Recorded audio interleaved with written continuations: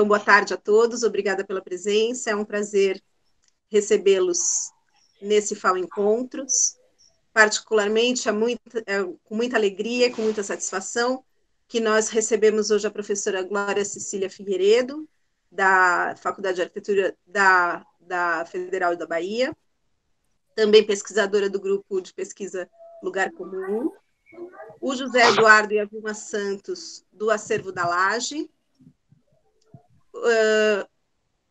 Gilson Vieira, da Sociedade Nacional Trem de Ferro e do Movimento Verde Trem, e o Antônio Luiz Sargento, da Associação de Moradores da Rua Voluntários da Pátria e Santa Luzia. Esse grupo grande, coordenado pela professora Glória Figueiredo, veio hoje falar sobre o monotrilho de Salvador, esse monotrilho em disputa, e eles vieram nos convidar a pensar se são infraestruturas da morte ou mundos urbanos incomuns.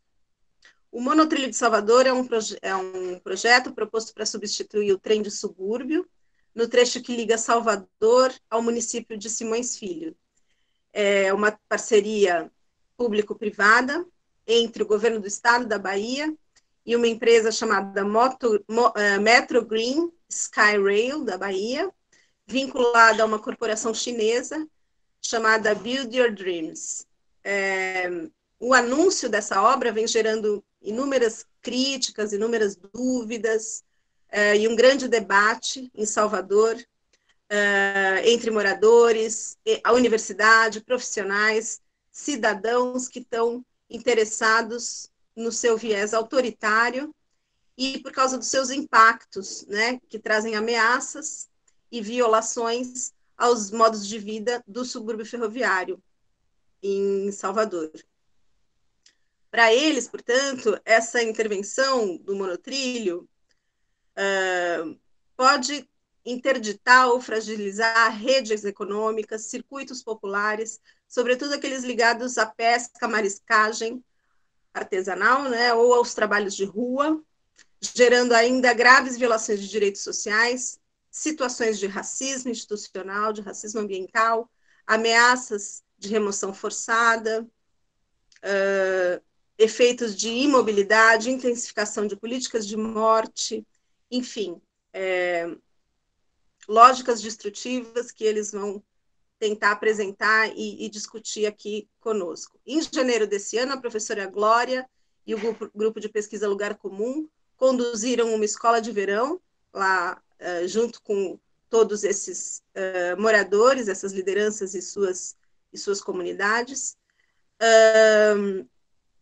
Essa escola de verão analisou os impactos desse projeto sobre os modos de vida tradicionais desses locais, e então eles vieram hoje ao FAO Encontros apresentar e discutir esse trabalho. Eu gostaria de agradecer mais uma vez a presença de todos, sobretudo os participantes da mesa, e vou passar, então, a palavra à professora Glória. Boa tarde a todos e a todas. Em primeiro lugar, gostaria de agradecer imensamente o convite feito pela professora Ana Baroni para estarmos aqui hoje compartilhando essa experiência coletiva e um conjunto de reflexões em torno desse conflito, em torno da produção dessa infraestrutura de transporte. Agora, de início, muito rapidamente, eu vou tentar apenas situar essa experiência e de fato, né, quem vai tomar a palavra inicialmente são coletivos e associações do subúrbio ferroviário, que é esse território que está sendo extremamente impactado por essa intervenção, para depois, no final, aí sim eu retomar e trazer também considerações e agregar reflexões nessa discussão. Então, assim, muito rapidamente, nesse ponto de partida, e no sentido de situar um pouco essa experiência, falar que ela tem sido elaborada coletivamente a partir da Escola de Verão, Monotrilho em Disputa, como a professora Ana Baroni se referiu, né? Ela foi realizada em fevereiro, só que ela envolve não apenas o Lugar Comum e as associações que estão aqui, mas um grupo bem maior que nós, que estamos aqui hoje, formado por moradores do subúrbio ferroviário, professores, estudantes da Universidade Federal da Bahia e diversos grupos de pesquisa dessa universidade, além de coletivos urbanos e associações parceiras. O grupo de pesquisa Etnicidades, esses 3 vinculados, sediados na Faculdade de Arquitetura da UFBA, e também o grupo de pesquisa Colapso do Instituto de Geociências da UFBA. Então, como já dá para perceber um pouco nessa diversidade, esse espaço de colaboração ele foi criado por inquietações em torno desses conflitos, ameaças e impactos que começaram a se delinear a partir do anúncio dessa intervenção, que propõe a desativação e a substituição do trem do subúrbio. Então, a Escola de Verão, que foi realizada em fevereiro, ela se colocou como um espaço de formação e ação, tentando fortalecer a abertura desse debate diante de um fechamento pelo governo do Estado, que continua conduzindo autoritariamente, né, não tem um debate aberto de alternativas em torno, sim, de uma necessária melhoria da infraestrutura do transporte ferroviário, e essa solução está sendo colocada sem maiores discussões.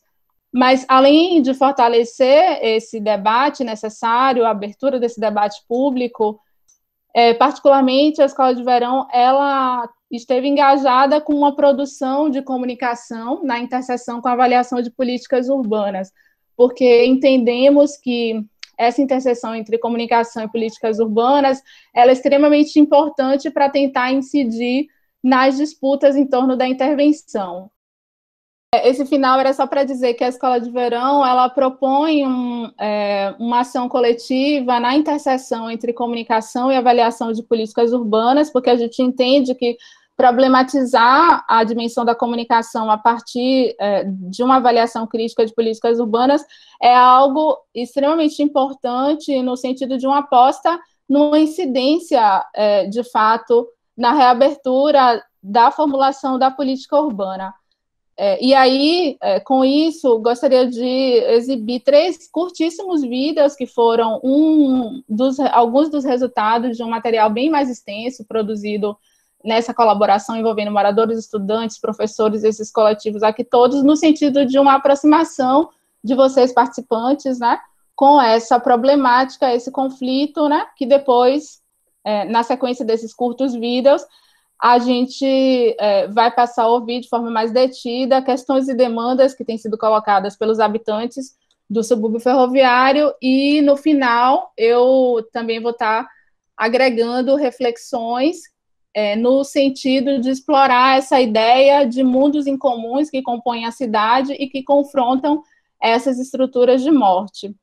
Então, seria isso como ponto de partida, e, se for possível, a gente preparou os vídeos, gostaria que saber se dá para eles serem exibidos agora. Na sequência, a gente ouve os coletivos e associações do subúrbio, e depois eu acrescento ainda essa discussão. Como o monotrilho impacta e ameaça o subúrbio ferroviário de Salvador. Olha que barril, a passagem do trem, que antes era 50 centavos, vai passar a custar R$ 4,00 com a implantação do monotrilho. Esse projeto, realizado por uma parceria entre o governo do estado da Bahia e o consórcio de empresas chinesas Skyway, vai impactar na renda mensal dos usuários do trem, interferindo nas dinâmicas econômicas locais. A gente já está acostumada a ir e vir, pagar R$1, que é 50 centavos a passagem. Então, desde quando vai mudar para o VLT, ou sei lá, o que quer que seja, a gente vai ficar muito puxado, porque eu tenho uma vendinha aqui, e essa vendinha faz com que a gente vá na feira comprar mercadoria, para voltar para trabalhar. E se a passagem for a R$4, ou daqui até lá seja mais, vai puxar muito, vai ficar muito pesado para o bolso. Desenvolvimento para quem? Adianta ter um transporte moderno se a gente não pode pagar por ele? Qual lugar que você se sente mais seguro? Provavelmente, você deve ter respondido sua casa. Mas já pensou acordar com ela pichada e a notícia que será removido eminentemente? É assim que a obra do monotrilho do governo do estado da Bahia, com a parceria do consórcio Skyway, está tratando os moradores do subúrbio. Vai para onde? A gente vai sobreviver aonde? Pode garantir que nós vamos ter. Vai dizer aonde vocês vão, não ele pegar e dizer que vai acabar. Eles querem acabar. Isso deixa a gente triste. No total, serão 364 casas removidas. Nas obras do metrô da Paralela, utilizaram um método de indenização sofisticado. No do subúrbio, nem foi feito um cadastro socioeconômico das casas que estão no caminho do monotrilho. Suburbano também é gente! O projeto do monotrilho no subúrbio é realmente a prioridade para a região do Lobato? Dona Neuraci, de 80 anos, nasceu no subúrbio ferroviário, no bairro de Santa Luzia, e até hoje convive com a água da chuva e do esgoto despejado na região. A água bem... Por que quebrou aqui lá dentro? Que a água entrava e saía. O que é que eu ia fazer? Quem tem sua casa vai ter condições de voltar? Ninguém não. A gente tá morrendo pedindo socorro, fica aí no socorro. A água invade e alaga toda a sua casa. É um problema vivido também por centenas de moradores de Santa Luzia. Evidenciando uma realidade que o governo insiste em não querer ver. Nós estamos no raio onde o VLT, o monotrilho, vai passar. Nós temos aqui obra de interesse público, obra de infraestrutura, muito mais barata, e não contempla, o governo não enxerga a necessidade de resolver questões como essa. E então, seu governador, como ficam as questões de deslizamento e saneamento básico no subúrbio? Faz sentido trazer modernidade quando não se tem o básico? Então, passar a palavra para Gilson Vieira, da Sociedade Nacional Trem de Ferro e do Movimento Verde Trem. Ele vai tecer os seus comentários, as suas considerações sobre o projeto que vem sendo desenvolvido. Gilson, você pode ligar a sua câmera, seu microfone e nos dar a sua contribuição, por favor? Só queria iniciar que realmente 10 minutos, apesar do atraso, vai ser muito pouco, mas eu vou tentar resumir o máximo possível, né, do que a gente tem a colocar e contribuir. Agradecer mais uma vez estarmos juntos, né, junto com a professora Glória e a equipe que tem elaborado um trabalho muito importante. A dimensão ela foi muito ampliada com o envolvimento da universidade, né, da questão acadêmica. Eu sou um morador do subúrbio ferroviário lá de Salvador. Eu estou no momento agora, né, num ambiente afastado, na roça praticamente, né, por causa da pandemia, mas a gente não deixa de estar participando e se disponibilizando para estar dando continuidade a uma luta que, no meu caso, são 33 anos.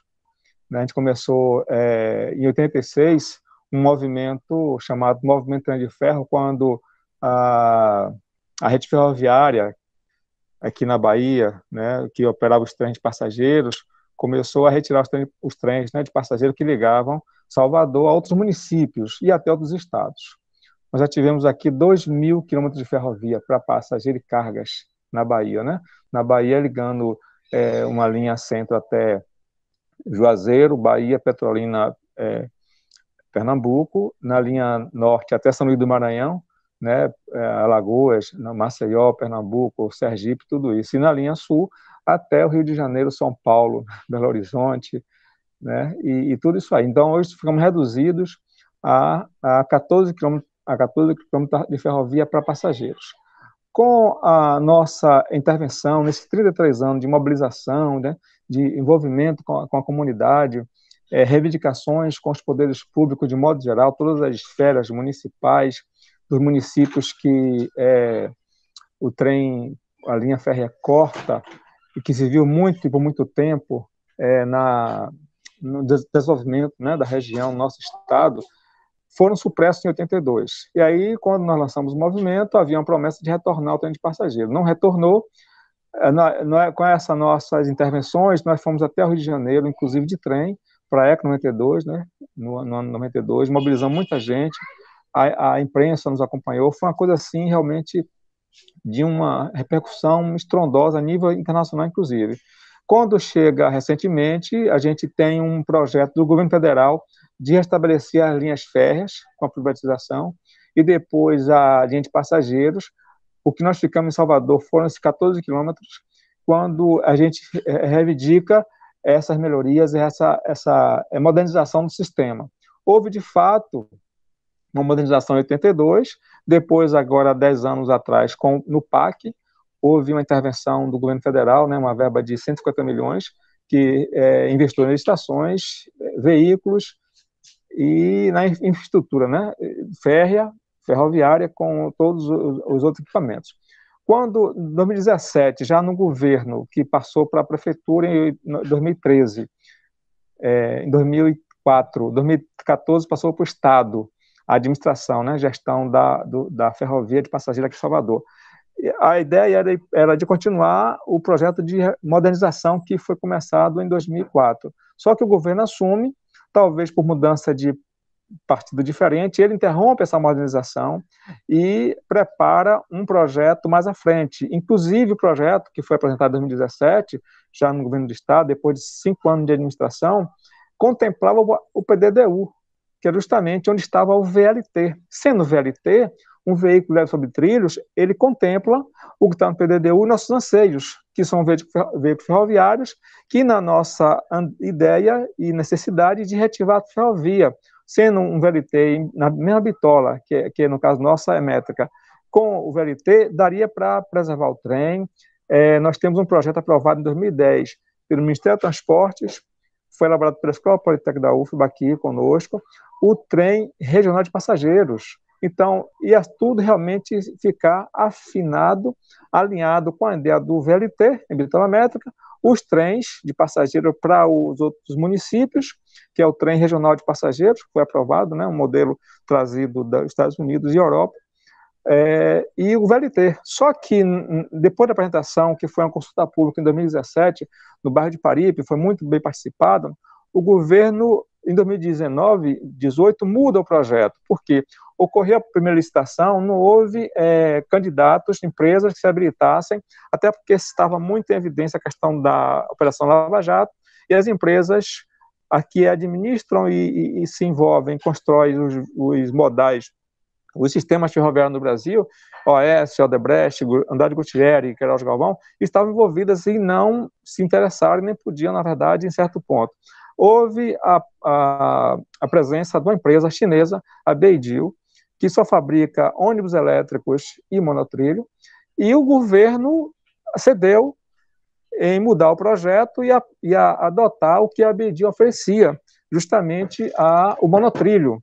E esse monotrilho vem causar esse descontentamento, vem causar esse problema, né? Toda essa disputa na comunidade, que não foi informada, não foi consultada, inclusive, para que o modal mudava. Agora, o monotrilho, ele é um sistema totalmente diferente do ferroviário. Os que têm conhecimento técnico, são veículos que circulam numa elevação em concreto, né? São vigas com a via a 6 a 12 metros de altura do solo, usa pneu, que é um elemento que polui tanto no desgaste como no seu descarte. A nossa característica da nossa região, sendo ferroviária, deixaria, ou deixará, que está tentando para não deixar, ser ferroviária. E nessa situação, quando traz para o termo acadêmico, que a escola de verão, né, o monotrilho disputa, desenvolve trabalho com a comunidade, justamente o papel que era do Estado e da empresa que deixou a desejar essa situação de consulta pública real, a situação de estudos de impacto de vizinhança, impacto ambiental, impacto social, econômico, que não foi feito em última hora, correndo, uma coisa meia boca, mambembe, pífia, foi apresentado nas audiências públicas, no Ministério Público Estadual, a partir do envolvimento da doutora Hortência, que abraçou a causa desde 2007 e que vem trabalhando nessa situação. Sem contar essa situação que foi apresentada, não apresentariam. Inclusive, a forma, o vídeo mostrou um pouco aí, né, pode ser melhor por causa do áudio, a pichação das casas, das pessoas que ficaram para serem deslocadas de forma desumana. Ora, não tem o reconhecimento nem sensibilidade do governo para ver o valor social das pessoas que moram 10, 20, 40 anos no local e ser deslocada, ser sua casa pichada, e não tem uma satisfação, nenhum tratamento na hora de estar contactando as pessoas que vão ter que se deslocar, não sabe para onde, qual o valor. Então isso causou um terrorismo e as pessoas estão apreensivas. O outro lado é a questão da tarifa. Há mais de 15 anos o trem circula com a tarifa de 50 centavos, esse valor beneficia as pessoas de baixíssima renda. Foi realizada uma pesquisa pelo Ministério Público no final do ano passado, para detectar e apresentar depois uma ação contra o Estado e a BDIL para avaliar essa coisa da contrapartida. Porque a questão do monotrilho, ela exige essa implantação que o trem seja desativado. Eles apresentam um prazo de 27 meses. Ora, são mais de 2 anos sem esse veículo. Esse modal serve a mais de 6 mil pessoas. Quer dizer, eles registram 14 mil pessoas diárias. Como sendo a R$1, dá 6 mil reais. Eles contabilizam 6 mil a 7 mil pessoas.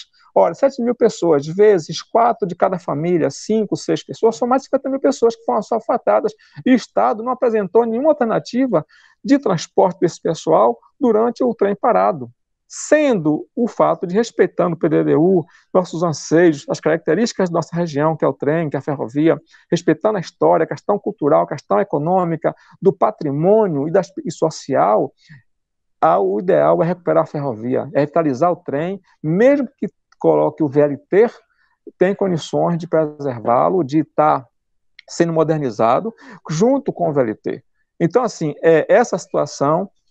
Tem uma ação movida, inclusive, né, na 17ª Vara da Fazenda pelo Ministério Público. Essa ação foi indeferida a liminar, mas a promotora recorreu, fazendo um agravo.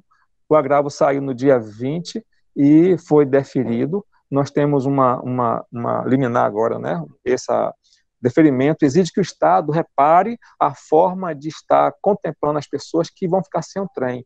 Uma alternativa de transporte. Só temos a suburbana, né, para transportar as pessoas. Isso já é uma avenida engarrafada, problemática de acidente, manifestação e excesso de veículos.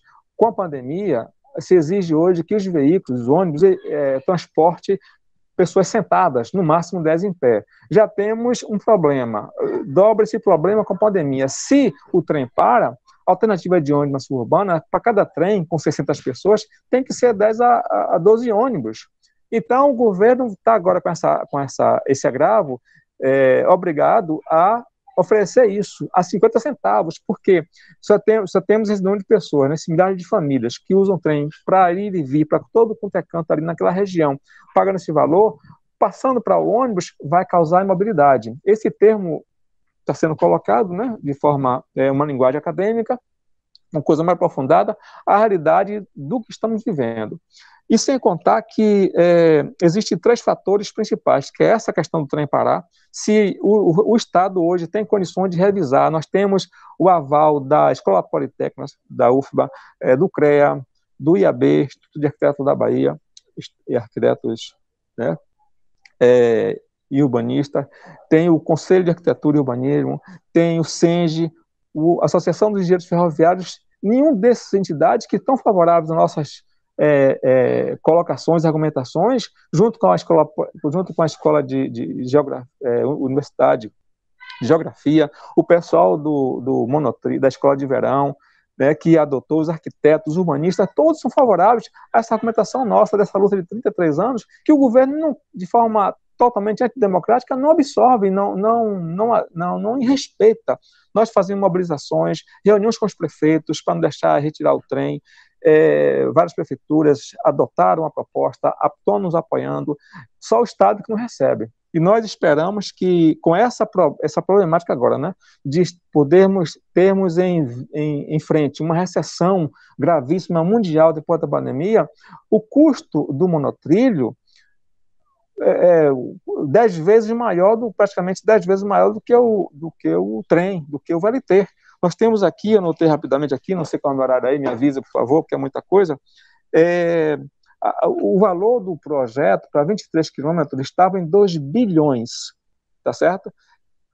No início do ano aumentou para 2,5. E a BDIL está tomando uma parte emprestada ao BID. Está sendo avaliado. Ora, se nós temos a estimativa de cada quilômetro num VLT, sendo novo, de 20 a 40 milhões, o monotrilho passa de 40 a 70 milhões. Só que o nosso, se dividir 23 quilômetros, né, dividir os 2 bilhões e meio por 23 quilômetros, dá mais de 100 milhões. Isso é um absurdo.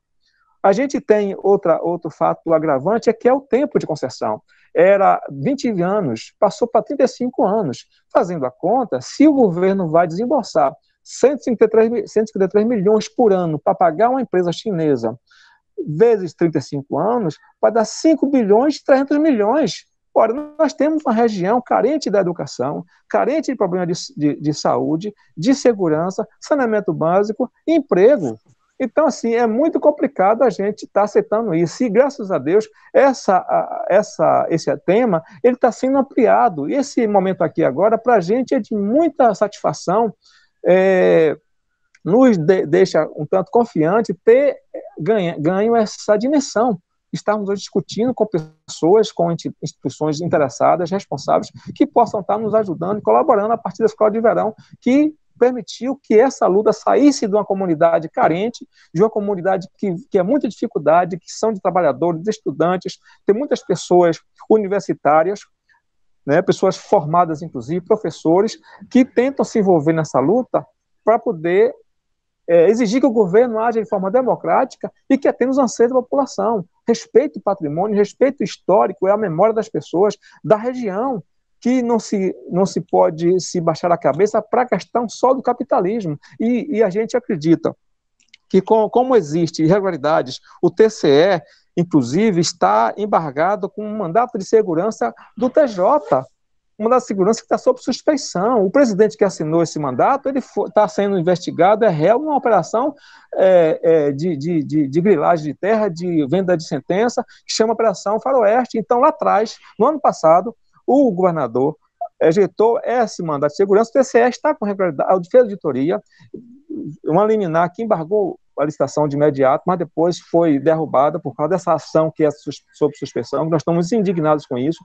Temos ações movidas contra o edital em 2018 e temos essa problemática hoje que é apresentada com a pandemia, que a gente acredita. Quanto à situação econômica do país, o governo volte a repensar. E outra coisa, uma coisa muito séria que aconteceu recentemente, é a questão do desvio de verbas dos respiradores da pandemia. Ora, nós temos 22 estados aí com esse problema, a Bahia não ficou de fora. Nós temos um secretário da Casa Civil que foi afastado agora, foi demitido, ele se demitiu por questão do desvio de corrupção dos respiradores. O governador está com uns milhões aí sem prestar conta, está sendo investigado, e esse secretário, que justamente é conselheiro da CTB, a empresa que coordena os trens, que opera os trens, é o coordenador das grandes obras, e ele é muito prepotente, esse reconhecimento geral, que ele falou para a gente, o projeto do VLT, do monotrilho, é do governo do Estado, não tem diferença do VLTrem, da ELB, de ninguém. Então, ele está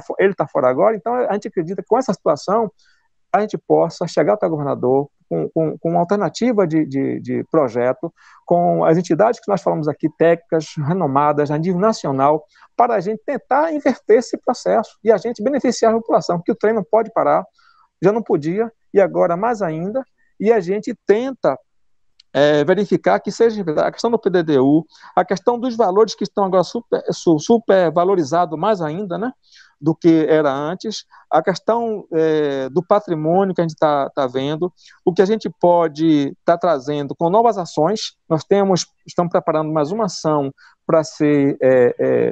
Gilson. Sim. Eu ia te propor a gente fazer circular a palavra. José e Vilma, então. José Eduardo e Vilma Santos, do Acervo da Laje. Então, boa tarde a todas, boa tarde a todos. Quero agradecer pelo convite, agradecer por esse trabalho, né, que a gente vem desenvolvendo junto com o Lugar Comum, a Glória, as associações. E para nós, do Acervo da Laje, a questão principal é a falta de interlocução do poder público com toda a população do território, né?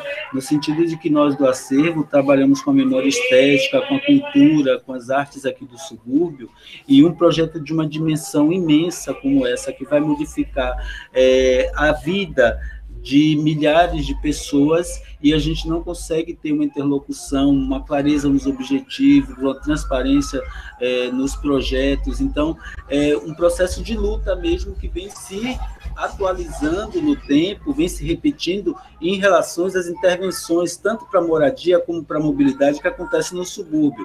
Não fosse o Lugar Comum da Universidade Federal da Bahia, a Faculdade de Arquitetura, com suas professoras, os estudantes, as estudantes, que tem feito um movimento muito interessante aqui na Bahia, da universidade estar dentro das comunidades, dos bairros, vivenciando junto com as associações, com os moradores, as moradoras, essas problemáticas de mobilidade. E Salvador é uma cidade muito problemática em relação à mobilidade, sendo que nós temos gargalos de infraestrutura que até hoje não foram solucionados e que levaram, inclusive, ao sucateamento dos trens, né? O subúrbio ferroviário, ele é conhecido historicamente desde o século XIX por causa da existência do trem, que presta um serviço inestimável para a população. Só para você ter uma ideia, a gente paga 10 centavos de passagem,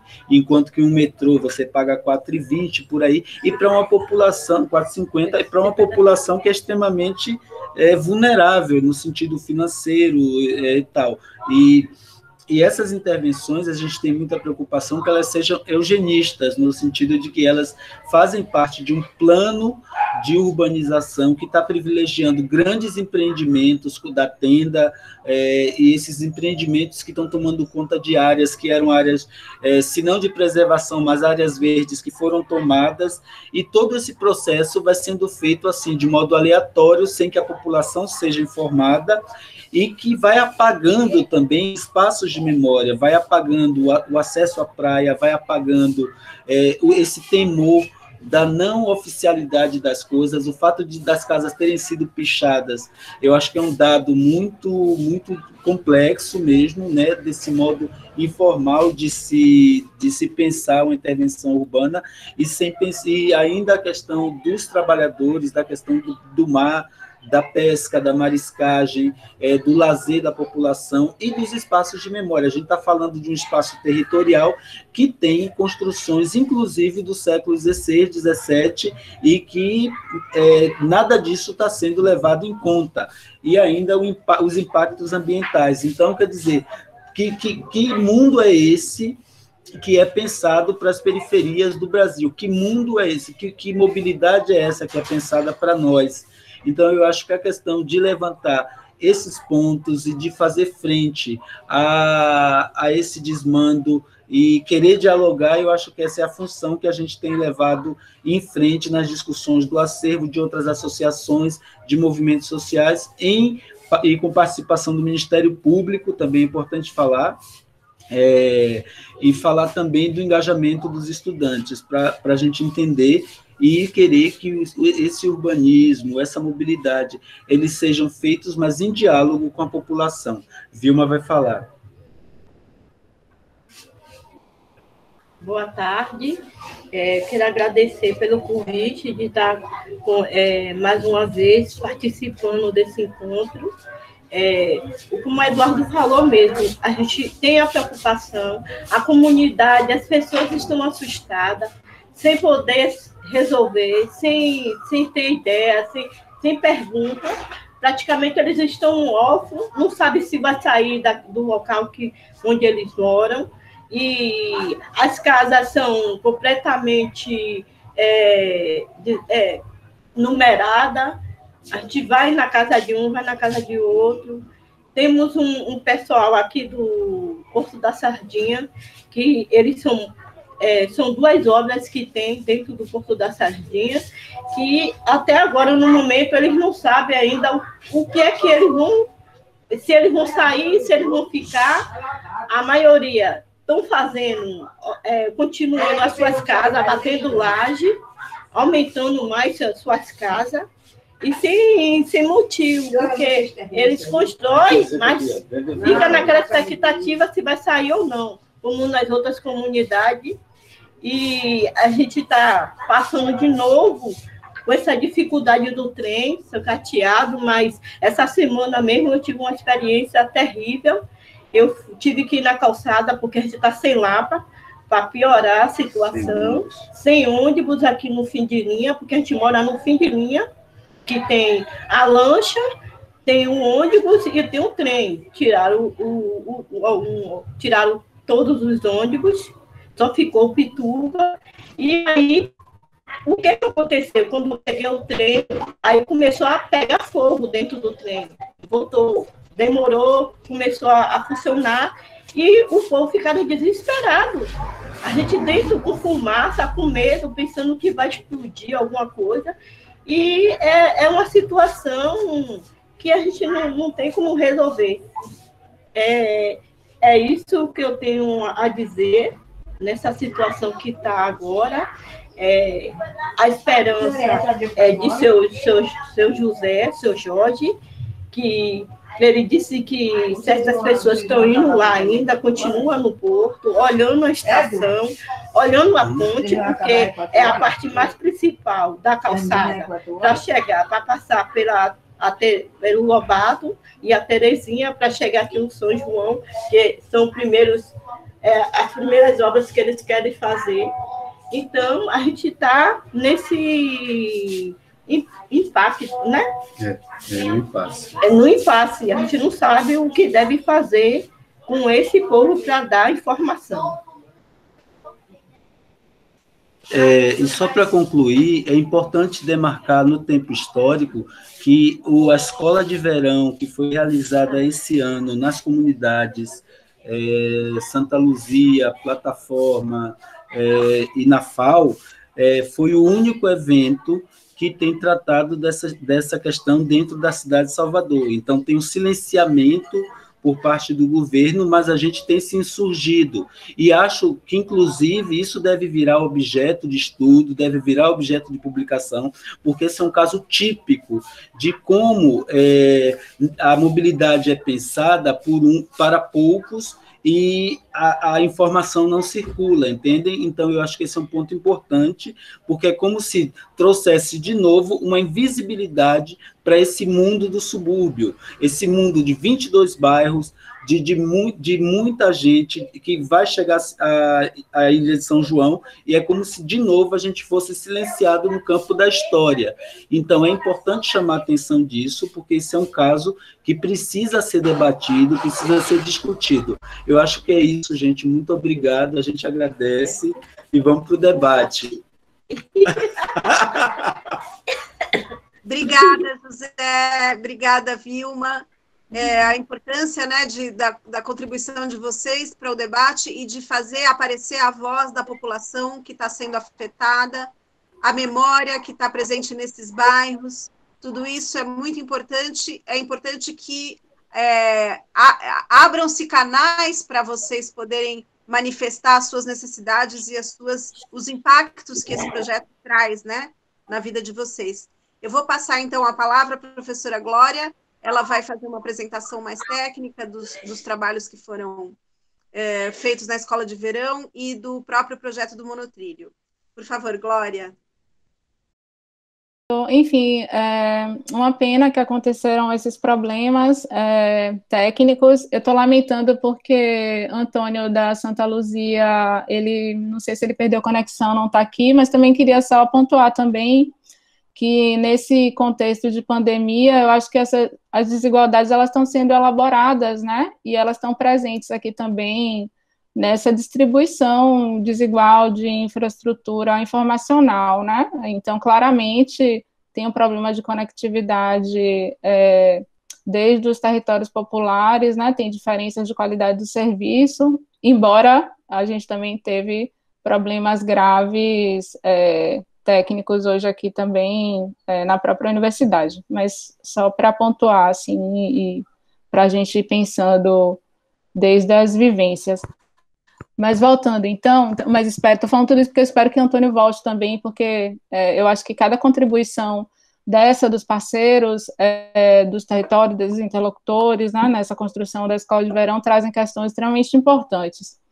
Mas voltando para a discussão, eu queria não repetir as questões que Gilson, o Zé e a Vilma já trouxeram, bastante importantes, mas tentar dialogar com essas questões e também agregar reflexões, e aí eu vou tentar construir uma abordagem em 4 momentos. Um primeiro, um pouco a discussão de quem somos nós, de onde falamos e por que falamos. Um segundo momento, vou tentar trabalhar a ideia de mundos incomuns, confrontando a modernização da cidade hegemônica, que é um pouco como a gente está lendo esse processo. Em um terceiro momento, tentar sintetizar e repertoriar os principais impactos e ameaças, muitos dos quais Gilson, o José e a Vilma já levantaram. E, finalmente, um momento de abertura para a gente tentar coletivamente, porque também tenho bastante expectativa com a discussão que a gente vai fazer, né, a abertura das falas para ouvir quem está participando e ampliando esse diálogo, pensar perspectivas e sentidos que podem ajudar a nos mover desse impasse ou encruzilhada posta pelo conflito, pensando em aberturas mesmo de possibilidades. Então, esse primeiro momento do quem somos nós, de onde falamos, por que falamos, né, na verdade, fazer referência mesmo à escola de verão, que foi e está sendo um espaço alargado entre a universidade e a cidade popular, e esse espaço de colaboração, ele tem permitido, e eu acho que isso é bastante importante, o encontro entre diferentes sujeitos, conhecimentos e experiências que frequentemente se encontrariam. Eu acho essa característica, isso é extremamente importante. Cada uma das pessoas, cada um dos coletivos que participam desse espaço de colaboração trazem seus diferentes backgrounds, seus diferentes conhecimentos, mas, ao mesmo tempo, esse encontro permite que nós passemos a nos reconhecer e para além de nos reconhecer, que nós também elaboremos conhecimentos comuns, em comum e incomuns. E, quando eu falo isso, não se trata da tradicional extensão assistencialista e tampouco da pesquisa instrumental que sustenta a Universidade Neoliberal. De um outro modo, né, se tratam de espaços de atualização, de um sentido de interconhecimento, que tem sido suscitado pelos estudos pós-coloniais, e esse tipo de espaço de interconhecimento, ele tem implicações recíprocas, e eu acho que é importante a gente falar sobre algumas, porque, ao mesmo tempo que estamos comprometidos nessas colaborações em torno de conflitos, disputas e ações coletivas em favor da vida, de tensionamento dos processos de subalternização e da transformação da cidade, esse comprometimento também nos convoca para um engajamento em termos de uma abertura ontológica e epistemológica. Ou seja, essas colaborações também tensionam as práticas hegemônicas na própria ciência e na própria universidade, que seguem conduzidas por cânones coloniais da ciência moderna e por suas hierarquizações do saber-poder, e que conformam também essa cidade hegemônica. Então, são duplos, triplos movimentos, e são movimentos multidirecionais, né? Então, acho que é importante essa imagem de um espaço alargado entre a universidade e essas cidades populares. E aí, com isso, esses espaços permitem que a gente experimente e ensaie outras possibilidades de fazer, pensar e reimaginar a cidade. Isso faz com que a gente se transforme mutuamente, e, ao nos transformarmos, estamos transformando nossas relações, e isso também já é uma mudança da cidade. Isso é uma coisa importante para o sentido de incomum, que a gente vai falar mais na frente um pouquinho. Claro que tudo isso sem ignorar os nós de poder que atravessam essas relações, inclusive a relação entre a universidade e os territórios populares, mas desafiando essas hierarquizações. Passando para o segundo momento, onde gostaria de tentar trabalhar essa ideia de mundos incomuns que confrontam a modernização da cidade hegemônica, o ponto de partida para essa reflexão é pensar que o conflito em torno do monotrilho, e de forma mais geral, os conflitos em torno da produção de infraestrutura pública, ela remete a reiterados processos de modernização, aí um pouco revisitando mesmo o Gorelick, e esses processos de modernização, eles têm delineado historicamente a articulação hegemônica da cidade latino-americana. No caso brasileiro, acho que a gente pode pensar, né, eu fui falando e esqueci da apresentação. Pode passar. Pode passar. Pode passar.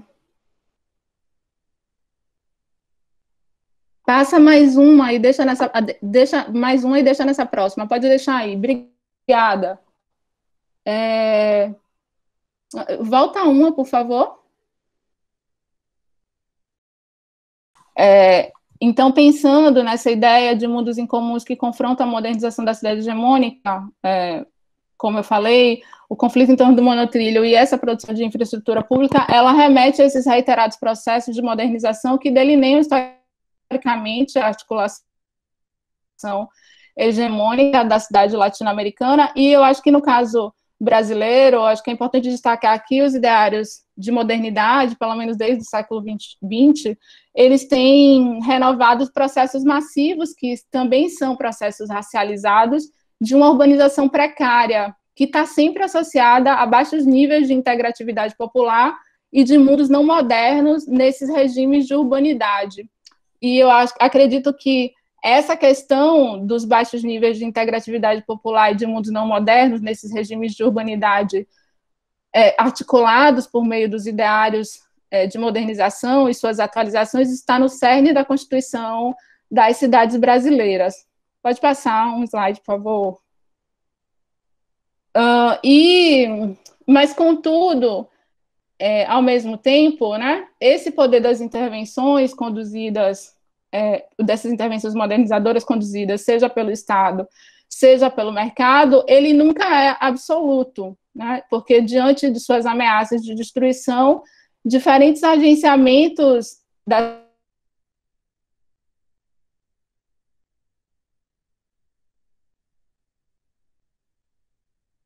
E aí, eu quero pontuar que isso, na verdade, não é uma mera observação ou uma conclusão, mas eu acho que é uma questão crucial que precisa ser tomada em atenção se a gente quer realmente desafiar os esquemas dicotômicos que ainda são tão recorrentes no campo de estudos urbanos e que são reproduzidos, inclusive, pelo nosso campo crítico. Então, me parece que é fundamental considerar em um primeiro plano essa relacionalidade constitutiva do urbano no Brasil, pela qual mundos incomuns, se a gente se referencia na ferramenta conceitual do Mário Blaser e da De La Cadeia, seccionais, para dialogar um pouco com a Cotirene, indicando que esses desmantelamentos promovidos pela cidade hegemônica nunca podem ser absolutos. E aí, tentando um pouco situar também essa ideia do incomum como uma noção conceitual potente para ampliar a reflexão, essa noção ela se refere ao reconhecimento de uma heterogeneidade de ecologias de práticas, que compõem o que o Blaser e a De La Cadeia chamam de pluriverso. Então, esse incomum, na verdade, eles seriam uma coexistência pela partilha de condições comuns, mas que, porém, são vividas diferencialmente, a partir de posições, interesses e ontologias heterogêneas. Então, a gente pode pensar com isso que as constantes instabilizações das intervenções modernizadoras, tais como o monotrilho, os moradores, né, os sujeitos políticos da cidade popular, essa cidade popular em suas diferentes versões, a cidade negra, não branca, da mulher negra, dos trabalhadores de rua, LGBTQI, dos terreiros, das domésticas, das marisqueiras, elas respondem a essas constantes instabilizações, desmantelamentos, esvaziamentos dos seus mundos, com constantes também adaptações e improvisações, aí no sentido de vidas improvisadas que o Abdul Malik Simone nos ajuda a pensar. São lógicas transversais, aí em diálogo com a Teresa Caldeira, pelas quais podem ser articuladas condições de vida que confrontam essas subjugações, esses assujeitamentos, e nos informam sobre trajetórias de vida urbana mais complexas entre formalidade e informalidade, que eu acho que isso fica bastante presente nas falas de Gilson e de Zé e de Vilma, que já apareceram aqui. E aí, Salvador, que é de onde a gente está refletindo, é emblemática a esse respeito, né? Porque Salvador se funda e funda o Brasil sob essa perspectiva relacional da expropriação colonial, mas também da reinvenção da vida coletiva pela negritude nesses mundos outros que são construídos multidimensionalmente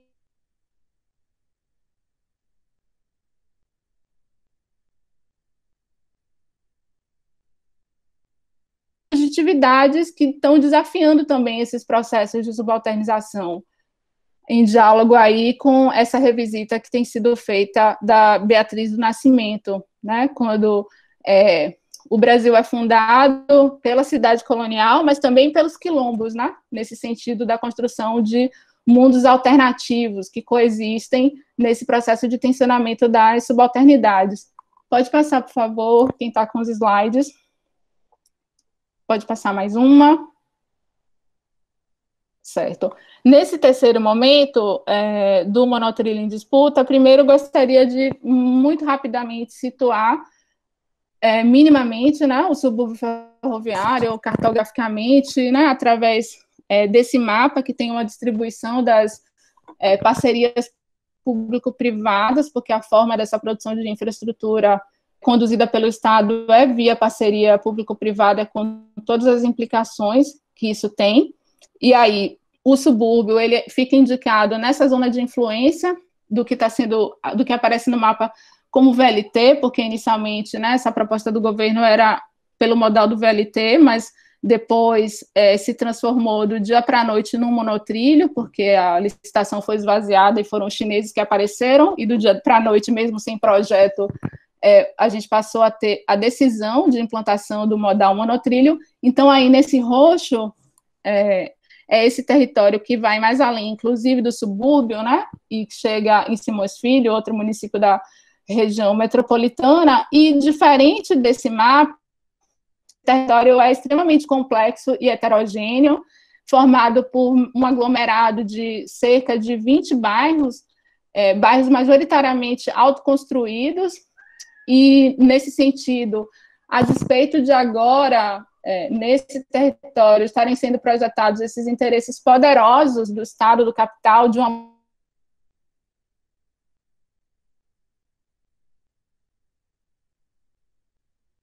centralidades elitizadas de Salvador, né? Então, inicialmente, o centro tradicional, depois, na expansão de Salvador, a partir do século XX, as centralidades do Iguatemi, da Paralela e da Orla Atlântica, sempre tiveram uma concentração de investimentos estatais e nessa produção de uma infraestrutura formalizada em detrimento do subúrbio.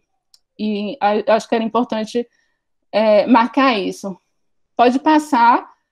E nesses próximos slides, ele é um pouco assim de uma síntese do que foram, né, com esse anúncio da intervenção e as ameaças e impactos que começaram a se projetar e a se delinear. Essas foram as questões relatadas, essas questões foram colocadas como significativas por moradores do território, pelos coletivos e associações que a gente está em interlocução. Então, é um conjunto muito denso e complexo de questões, né, que não cabe aqui nessa breve apresentação, mas o que eu vou fazer, assim, é passar os slides, que eu acho que é importante para que vocês tenham ideia de que questões são essas, e acho que no debate, se vocês quiserem, pelas perguntas, provocar para que a gente abra uma discussão mais detida em relação a alguns desses impactos e ameaças específicas, aí a gente faz isso, né? Mas, de forma geral, então, as questões que apareceram, né, a partir dessas ameaças e impactos, na forma como isso está se projetando e incidindo no território, é a questão de uma questão, né, o discurso de que o trem é velho, de que precisa de uma modernização, né, mas, na verdade, o trem é velho ou foi sucateado, né, deliberadamente, por interrupções de políticas e falta de investimentos, né, nos últimos 20 anos. Altos endividamentos, restrições para outros investimentos públicos, inclusive pelo arranjo da PPP, a questão do aumento de quase 800% da tarifa pública, que interdita uma população que já é extremamente vulnerabilizada, 90% da população, se a passagem hoje do ônibus convencional, como o Zé e a Vilma falaram, é 4,50, se isso aumentar de 50 centavos, que é a tarifa do trem, apenas 9% da população de usuários do trem, ela teria condições de pagar uma passagem a partir do valor de R$4, falta de estudos técnicos e contrapartidas, a questão da falta de participação, pode passar. Tem uma questão também que o governo continua chamando esse modal de VLT, no que pese VLT e monotrilho serem modais diferentes. Aí é uma grande discussão, é isso. Se vocês tiverem interesse em alguma dessas questões, a gente volta no debate, pode seguir. O impacto nas redes econômicas e circuitos populares, né? Então, tem um grande circuito popular da pesca, da mariscagem, do trabalho de rua, em torno da utilização do trem, pode passar.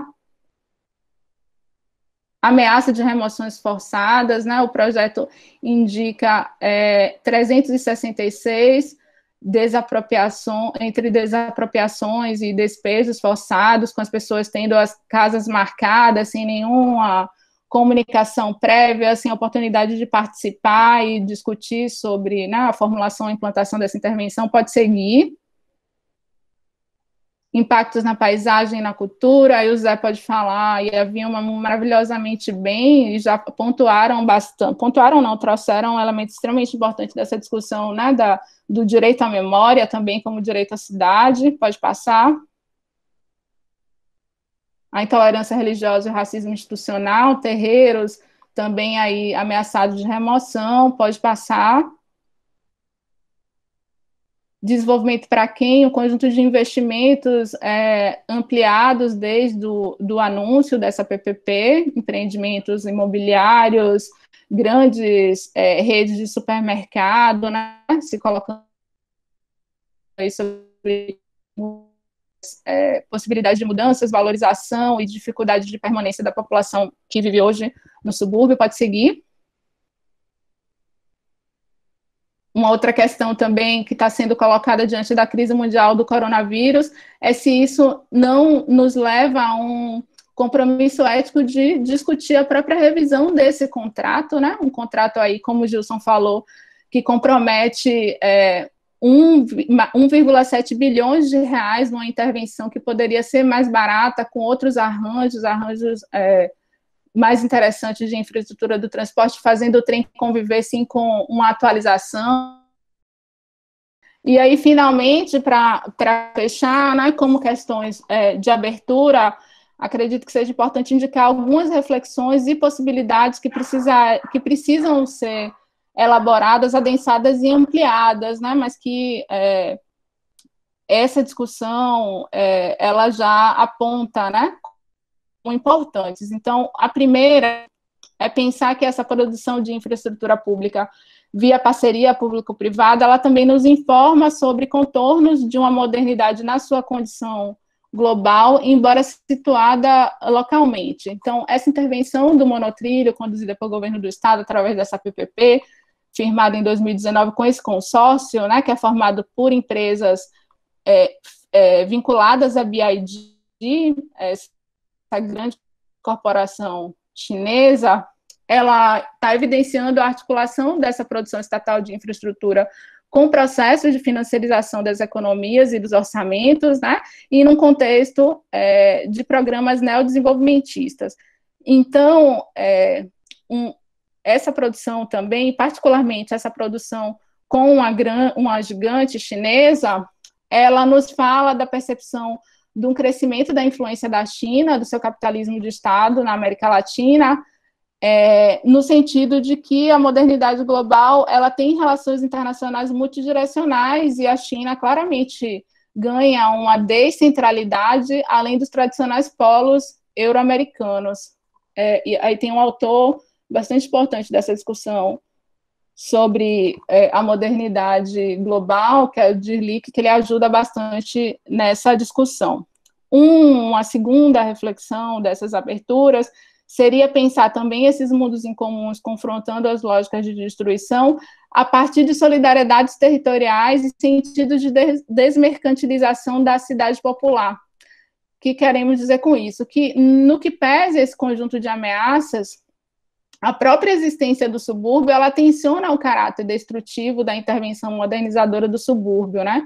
Então, se a gente pensar que esses mundos incomuns que o subúrbio encarna na sua produção cotidiana, eles são marcados por lógicas solidárias e sentidos de desmercantilização.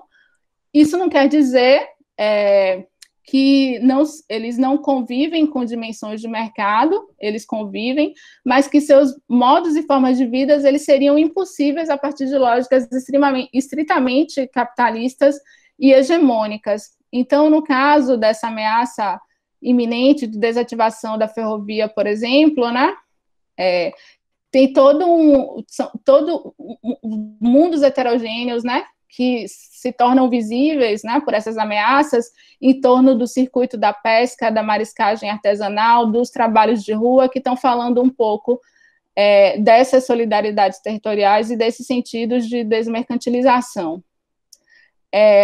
E aí, seguindo isso, né, uma terceira reflexão é como a gente sair também da armadilha dessa cidade pós-política, com seus espaços de participação completamente esvaziados.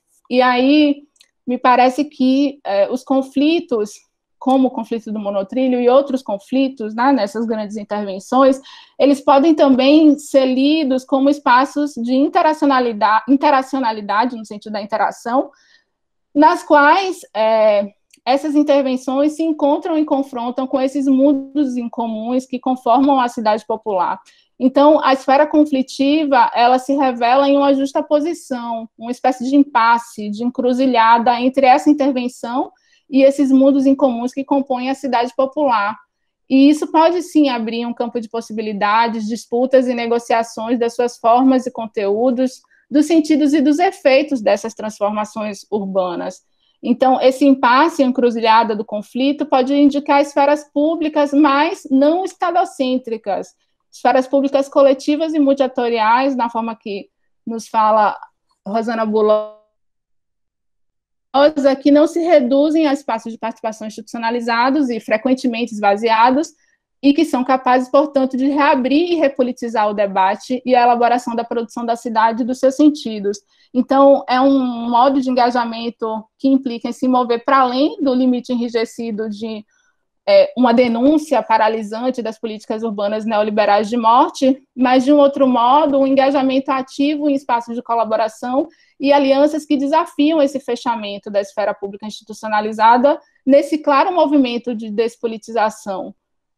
Ao invés disso, reabrindo e repolitizando a discussão pública e a formulação de problemas públicos, através dessas esferas públicas que tendencialmente poderiam ser mais autônomas e descentradas do Estado, mas, claro, sem deixar de incidir nessa e disputar essa ação estatal. E aí essas alianças que Gilson, Zé, Vilma chamaram a atenção com o Ministério Público, o próprio espaço de colaboração com a universidade, né, a exemplo da Escola de Verão, dentre outros, podem ajudar nessa tarefa de repolitização da discussão da cidade e de reabertura política. Então, para finalizar, né, acho que é importante também marcar que esse conflito instaurado a partir do monotrilho, ele faz com que a gente repense e recoloque um enfrentamento da projeção desse espaço homogêneo que a intervenção propõe, espaço homogêneo no sentido lefebvriano, e no momento atual em que, no caso do monotrilho, ainda é um conflito mais em potencial do que de fato, né? Pensando mesmo na incidência territorial. Então, é um momento em que a visibilização desses mundos heterogêneos e dessas outras lógicas da cidade popular podem ser úteis para suscitar não apenas uma política de reconhecimento dessa diversidade que compõe a cidade, mas, sobretudo, de instauração de uma política de cuidados capazes de fortalecer os agenciamentos coletivos que sustentam esses modos de vida. Então, as reflexões que gostaria de agregar em diálogo, né, com as questões colocadas por Zé, Vilma, Gilson, por Antônio, né, pelos moradores, e dentro dessa discussão seriam essas indicações aí, né, de reflexões a serem ampliadas e amadurecidas. É isso, por enquanto. Eu queria agradecer, Glória, pela sua exposição, que traz um monte de implicações, né, teóricas e sobre a realidade, enfim, um monte de temas para reflexão. Eu gostaria de convidar o Antônio Luiz, da Associação de Moradores Voluntários da Pátria e Santa Luzia. Eu acho que ele agora está entre nós. Eu queria convidá-lo, então, para trazer a sua contribuição. Boa tarde a todo mundo aí. Sim, tá agora. Estão me ouvindo bem? Sim, pode continuar. O nosso primeiro contato com a escola de verão foi lá em plataforma, depois a gente fez uma outra rodada de conversas lá no bairro de Santa Luzia, que é o local que eu vou me deter aqui no comentário. Inicialmente, o que interessava para a gente sobre a questão desse novo modal em discussão agora foi aquilo que nos interessava diretamente, né, que é a questão de drenagem, a questão dos deslizamentos constantes que nós temos no bairro, a falta de segurança sanitária que nos perturba até hoje. E diante de todo esse cenário de informações todas, a gente foi observando que a gente não participava, né, que não havia reparação por parte do governo, né, nem tampouco da implantação do VLT, para fazer reparos desse tipo, dessa ordem lá, que tanto perturba a gente, que é a questão sanitária. Esse foi o nosso primeiro encontro e o nosso primeiro interesse, né, aquilo que a gente sabe praticamente que afeta muito, muito aquela área. Nós temos problemas ali sérios de drenagens. Aquela é uma área que todas as águas de Capelinha de São Caetano, de bairros como Fazenda Grande, da Estrada Velha de São Caetano, todas escoam, né, lá para o bairro de Santa Luzia, e hoje os alagamentos e a situação lá é terrível. Poxa, quando a gente percebeu, né, nas conversas preliminares sobre a implantação do VLT, que a gente não fazia, né, que não havia nenhum projeto de reparação dessas áreas, a gente ficamos extremamente preocupados, né, continuamos preocupados com isso. Depois veio a questão em si, né, da construção, que vai afetar grandemente toda aquela comunidade, uma comunidade que é formada ali de pai para filhos, ali tudo são casas de herdadas dos seus pais, tudo. Então, a mudança abrupta daquela comunidade dali vai realmente trazer diversas circunstâncias negativas para aquela comunidade. A gente falava isso e discutia sobre isso, a gente apresentava praticamente a nossa realidade, e a gente não contava, e a gente se falava disso a respeito da construção do VLT, que já era um modal que descaracterizava de algum modo a vida dali do subúrbio, sobretudo aquele trecho ali de Santa Luzia do Lobato. E aí, para nossa surpresa, veio agora a construção do monotrilho, né, que piora, né, substancialmente a vida da comunidade por conta de nem trilhos o monotrilho ter. Veja que incoerência. Então, a nossa preocupação grande se concentra exatamente na falta de infraestrutura, que hoje já agride violentamente a nossa comunidade. Né? Vivemos, sobretudo nesse momento de pandemia, onde nós temos doenças pra caramba relativas à falta de saneamento, dengue, chikungunya, essas outras enfermidades. E a gente se depara, nesse momento, né, sem nenhuma explicação, sem nenhum socorro por parte do governo. Então, a gente está vendo essa situação preocupante muito para a gente.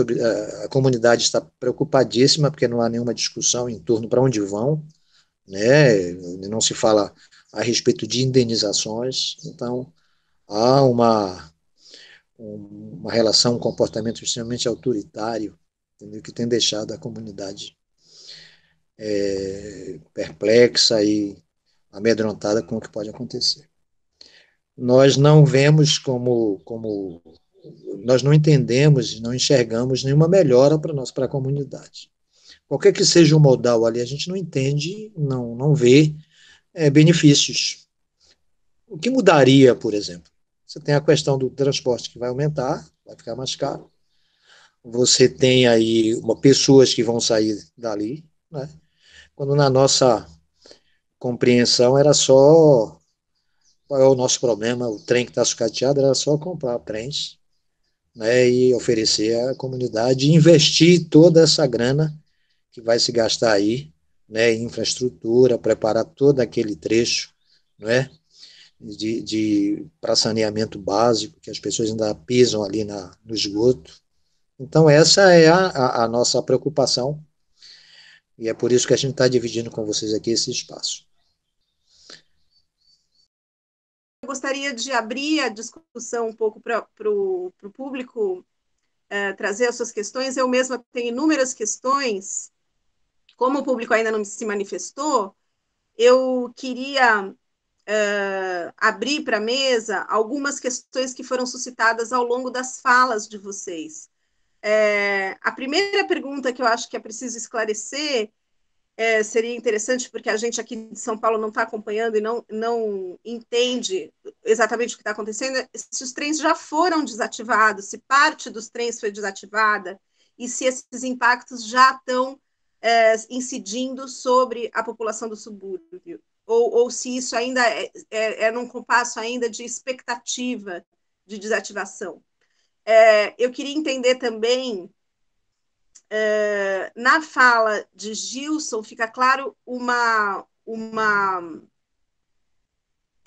histórico, não é, de uma incidência de inúmeras ingerências, né, sobre a rede ferroviária de Salvador, desde a época dos trens de carga que passava por Salvador uma rede nacional, né, de trens de carga, que interligava a cidade com o país inteiro. Então, eu queria que ele contasse um pouco quais que são as perdas visíveis para os moradores do subúrbio dessas ingerências. Também queria entender como que é a rede de pesca e de mariscagem que se nutre dessa rede ferroviária e por que ela seria impactada com a substituição pelo monotrilho. E também queria entender por que é necessário fazer desapropriações se o trilho já existe. Então, se vocês puderem, numa rodada, fazer a palavra circular e ir esclarecendo esses pontos, eu acho que seria produtivo para todos que estão presentes e também para quem for assistir a transmissão do nosso encontro. Glória, você gostaria de iniciar falando? Certo. Eu acho que eu vou deixar Gilson falar sobre esse processo de sucateamento do trem, né, que é um processo que vem acontecendo nos últimos 20 anos, pelo menos, que dialoga com o processo de privatização dos anos 90, mas eu acho que Gilson poderia falar bem melhor sobre isso. E vou me concentrar, então, nas suas outras duas perguntas, né, que é sobre a rede da pesca e da mariscagem que seria impactada.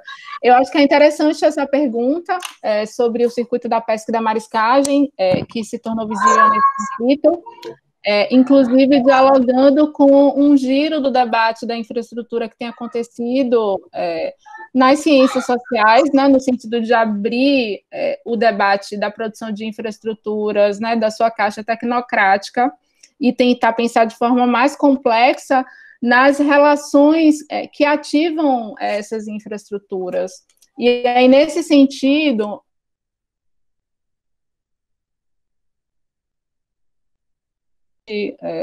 um trem bastante precário mesmo na sua condição material, mas no que pese isso, o fato dele interligar esse aglomerado de bairros, e mais do que esse aglomerado de bairros do subúrbio ferroviário em Salvador, né, esse trem também ele possibilita conexões no nível metropolitano, com municípios da região metropolitana, de circuitos populares, em torno de uma diversidade de formas de trabalho de rua, trabalho de ambulantes, e particularmente do circuito da pesca. Esse circuito da pesca, ele se caracteriza por ser formado majoritariamente por mulheres marisqueiras, estou falando aí do circuito desde o subúrbio, né? Acho que Zé e Vilma também podiam trazer elementos a partir do Porto da Sardinha, né? Que a gente, que foi inclusive um grupo de interlocutores que a gente teve, um porto que produz 30 toneladas de sardinha, né? Lá em plataforma, em São João do Cabrito, dentro de plataforma, no subúrbio ferroviário, e aí o trem ele é utilizado nos deslocamentos, seja dos pescadores e marisqueiras desse circuito, para ir para centralidades como Feira de São Joaquim, que é próximo da Estação da Calçada, como para Calçada mesmo, Paripe, centralidades populares, onde esse tipo de mercadoria, né, da pesca artesanal, é distribuída. E, ao mesmo tempo, também, moradores de subúrbio e de outros lugares, eles também acessam, por exemplo, o próprio Porto da Sardinha para buscar esses alimentos e distribuir. Então, tem várias redes, né, de distribuição. E é uma forma de trabalho que, às vezes, está articulada com outros trabalhos informais ou com trabalhos formais, né, que os moradores, nos seus agenciamentos coletivos, vão construindo as estratégias mesmo de viabilização da própria vida. Então, o uso do trem nesse circuito da pesca, ele aparece assim como uma possibilidade justamente porque ele tem uma tarifa muito barata, de 50 centavos, né? E aí você tem uma população no subúrbio ferroviário que usa esse trem, e uma parte muito significativa, em torno de 40%, está abaixo da linha de pobreza, a maioria não tem emprego formal. Então, essas formas de trabalho precarizado, né, que é como a população vai se virando e vai falando também da sua inserção desigual. Então, Gilson, se você puder falar um pouco a respeito desse sucateamento. É o seguinte, nós tínhamos um sistema ferroviário, como a senhora lembrou aí na minha fala anteriormente, que compreendia 2.000 quilômetros de ferrovia para passageiros e cargas, né? Com a política governamental federal, esse sistema da rede ferroviária ele foi dividido em dois setores, né? Rede ferroviária para cargas e CBTU, Companhia Brasileira de Trens Urbanos para Passageiros. Já havia aí uma intenção da política de reduzir os transportes de passageiros a nível nacional da região metropolitana e de longa distância. Salvador foi implantada aqui em 1988, depois da luta nossa, trazer a CBTU para cá, porque me parece que naquela época já a ideia era de extirpar, de erradicar a ferrovia, né, para passageiros. Com essa implantação da CBTU, ficou sendo administrado pelo governo federal, pela União, até 2004, quando se passou para a prefeitura, né, municipalizou o sistema. A proposta do governo era ficar livre do sistema e a prefeitura administrou durante 8 anos. Nesse período foram investidos um valor de 150 milhões, praticamente. Houve remodelização das estações, trens climatizados, reformados, né? Trens levados de São Paulo, trazido de São Paulo para apoio. A frota hoje era para termos 6 trens em condições normais, dignas de transportar as pessoas, porque esse processo ele durou até no início da transferência da prefeitura em 2014 para o Estado. Quando transfere para o Estado, havia um recém-investimento já pelo PAC, pelo governo Dilma, que deixou os trens climatizados, né, o sistema em condições melhores de funcionar. já transportou, inclusive, só no subúrbio, uma região hoje onde tem 400 mil pessoas praticamente, né, no último IBGE, já chegou a transportar 50 mil pessoas na década de 80, quando houve uma remodelação ainda rede ferroviária com integração de ônibus para outros bairros, né, centrais de Salvador. Aí o Estado, o que é que acontece? A gente não sabe, né, assim, tem duas concepções. Uma porque ele recebe de um prefeito que é de um partido contrário. Aí ele tira os trens de circulação privatizados, né, pelo menos estavam terminando, tinham se pago todo o custo, e um operou durante 40 dias, ele retirou e impediu que terminasse os outros dois, né, para normalizar o sistema de modernização que estava previsto anteriormente. Com a intervenção do Estado, ele assumiu o sistema de metrô e de trens, a implantação do VLT, era o VLT, inclusive contemplado no PDDU. Só que quando eu falei na audiência que ocorreu, como não houve, na licitação não houve interessados, a Beidil, que assumiu essa empresa chinesa com o consórcio, né, ligado a ele, houve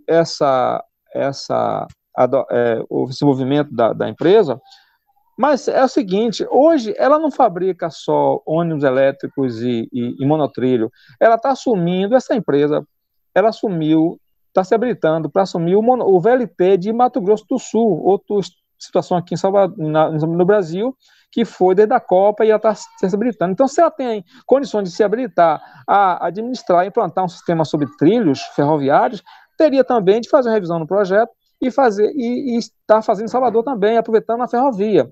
O trem funciona, mas precário. Por quê? Por uma questão de procedimento, né, indesejável, malicioso, indevido, equivocado, encostou os trens melhores e roda o sucateado para mostrar à população que não presta mais, que o sistema tem que ser destruído, tem que voltar um monotrilho, tudo isso. Então, isso é uma perversidade, uma situação que a gente fica indignado, que, inclusive, eu coloquei aqui, existe nessa situação um tabuleiro de alternativas, de temas, de assuntos muito rico para estudo, para denúncia, para escritos, para ver, né, o sentimento da população que é sofredora, que é vítima dessa atuação, numa divulgação de que está exercendo a democracia, totalmente antidemocrático, e na questão da pandemia, porque a Beidil, ela se habilitou a fazer agora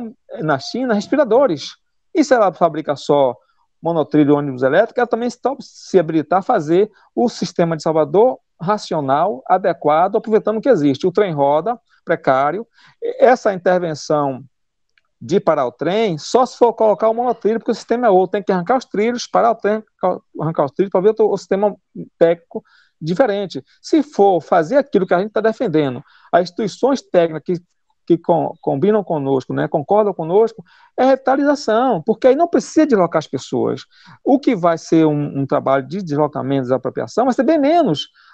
De imediato foi avaliado que mais de 1.000 famílias seriam deslocadas. Depois de intervenções, de questionamento, pressão nossa, reduziu para 364 famílias.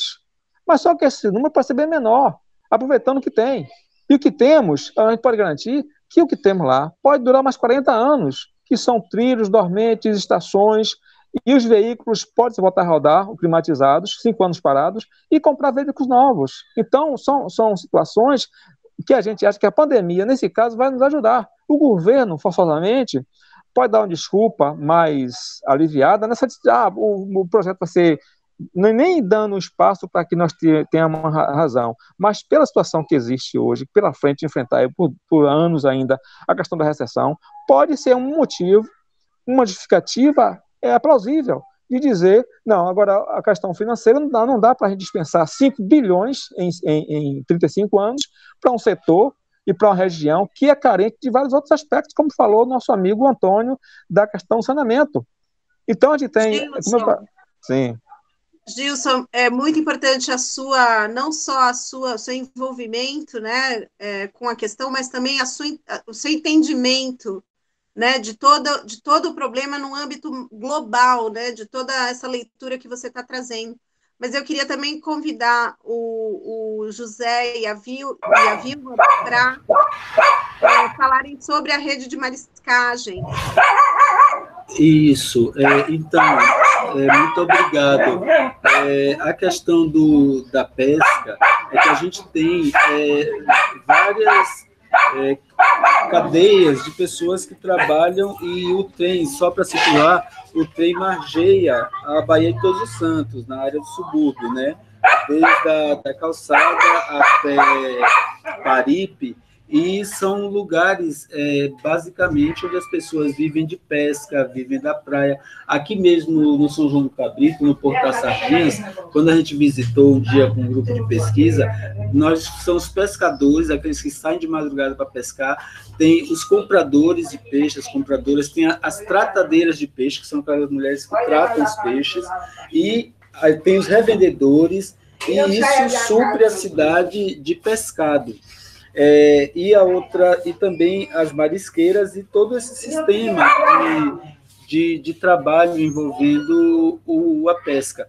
E a questão central é que uma das questões levantadas é que, possivelmente, com a chegada do VLT monotrilho, a gente vai perder essa possibilidade de contato com o mar, né, com a maré, onde a gente marisca e a pesca, porque se diz que vai ser fechada. Então, esse é um ponto que tem chamado a atenção de todo mundo na discussão aqui do subúrbio, porque a praia ou a maré, para a gente, é um lugar muito importante de sociabilidade, mas também de aquisição de renda, né? Então, durante a lua cheia, se pega muito marisco aqui, então isso é inaceitável, de fato, porque você vai ter uma quebra da sociabilidade de toda essa população. Então, muita gente vive de pesca, muita gente vive daquilo, da subsistência do subúrbio, que é o mar. Então, isso, só para vocês terem uma ideia, o impacto disso não foi avaliado. O impacto dessa dimensão. Então, por exemplo, as pessoas que trabalham nas barracas à beira-mar, isso não foi avaliado. E outra coisa, quando eles souberam que a gente tinha essas preocupações e que foi feita uma carta e tal, para tentar reivindicar, eles começaram, a empresa começou a mandar pessoas percorrerem as praias do subúrbio para entrevistar. Então, eu acho que essa é a questão principal para a gente, essa perda do contato com o mar. Obrigado. A Vilma teve que sair aqui, mas obrigado. Obrigada, Zé. Nossa, muito importante a sua fala, porque não tinha ficado claro para nós o impacto no sentido de bloquear o acesso da população ao mar. Isso é muito grave, isso é inaceitável, de fato. Não tem nem como comentar isso. É inadmissível que se bloqueie o acesso da população ao mar. Eu vou... Pode falar. Porque, então, esse é um dos traços de apagamento do território que a gente está passando. Isso sem contar dos empreendimentos imobiliários, porque tem um conjunto de ações que chegaram assim, caíram do alto, e a gente só viu o resultado, áreas verdes que foram fechadas, vários espaços assim, e essa chegada do monotrilho parece que está conjugada com todo esse processo de invisibilização dessa população, que, inclusive, já está começando, eu acho que a gente está começando a ser empurrado para a região metropolitana, que é uma região super pobre e que a gente entende tem um processo de gentrificação, de expulsão, porque, por exemplo, se você paga 50 centavos por trem, você não vai poder pagar 4,50 no VLT e não vai poder levar, por exemplo, suas mercadorias dentro do VLT. Então, é um processo de gentrificação que está sendo orquestrado e que a gente só está recebendo essas demandas. Desculpa, obrigado. Não, foi muito esclarecedora a sua fala, eu agradeço muito. Eu queria passar a palavra, contrariando um pouco as nossas regras aqui, mas passar a palavra para a professora Bia Rufino, que vai fazer uma pergunta. Como a Bia foi a intermediadora entre mim e a Glória, foi a Bia que apresentou a professora Glória para mim, então eu vou abrir uma exceção e abrir a palavra para a Bia fazer a sua pergunta. Bia, por favor. Ana, agradeço, não sabia que eu estava sendo assim tão exceção, não gostaria de ser. mas eu queria parabenizar a organização do evento, né, a Ana, mas também parabenizar o Grupo da Glória, né, eu tive a oportunidade de estar lá em Salvador, conhecendo um pouco esse trabalho que a Glória faz super potente, de articular pesquisa e extensão, né, e fazendo isso uma forma, né, tanto de criar um conhecimento novo, né, e inovador no seu sentido metodológico e também naquilo que esse conhecimento ilumina. Tá? Eu queria perguntar levantar duas questões, acho que mais, também parabenizar o trabalho e essa articulação do pessoal das comunidades, né? Duas questões, assim, é interessante ver a retomada dessas discussões, dos processos de remoção, das ameaças, né? Algo que foi muito discutido há cerca de 8 anos atrás, mais ou menos, quando a gente estava na preparação dos grandes eventos, né? Eu queria um pouco entender, Glória, se há espécies de continuidade, né? Se parte dessa população já tinha se engajado de alguma forma, mesmo vocês como grupo, né? E o que aparece de novo, né?